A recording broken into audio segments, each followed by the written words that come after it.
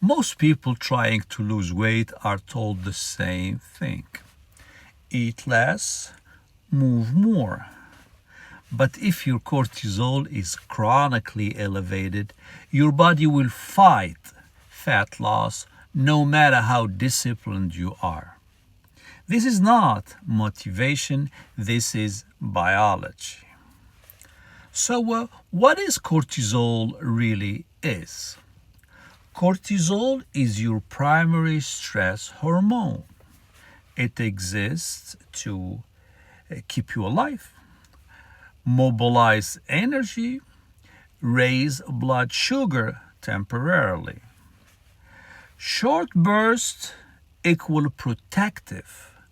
Chronic elevation equal destructive.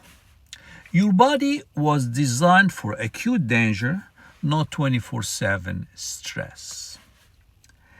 And what is the cortisol rhythm most people miss? Cortisol is not just high or low. Timing matters a lot. Healthy rhythm, we have a high cortisol in the morning, gradually falls all day, low at night. Common pattern we see, flat mornings, that gives you fatigue and weight gain. High at nights, that will give you insomnia and belly fat. And this explains I'm exhausted all day, but we're at night. And this is the modern life breaks the system. Your body can't tell the difference between a predator, a deadline, poor sleep, inflammation, overtraining, aggressive dieting. So cortisol stays on. And when cortisol stays on, fat storage turns on, fat burning turns off. But how cortisol causes weight gain? Chronically elevated cortisol signals survival's mode, so pushes fat to the abdomen, raises the blood sugar, and that will raise the insulin spikes, breaks down muscle, slower metabolism, suppresses thyroid signaling, increases sugar and salt craving. This is defensive, not failure.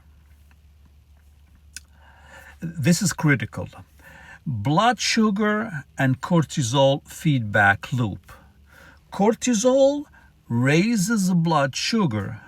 Blood sugar crashes, raises cortisol. Skipping meals worsens both. This is why intermittent fasting backfire for many patients. How about exercise? Medicine or stress? Exercise matters, but type matters more. Cortisol rising. Which ones? So the high intensity interval training overload, the long distance cardio, the training without recovery, cortisol lowering the others, the walking, strength training, zone 2, they call it cardio, is a low intensity steady exercise, consistent predictable movement. Here more is not better, smarter is. So what is the control center for the cortisol? It's actually the nervous system. Cortisol is regulated by brain, not fat cells. Chronic sympathetic override keeps cortisol high. We focus on sleep timing, light exposure, breath regulation, routine and predictability. This is physiology, not mindfulness cliche.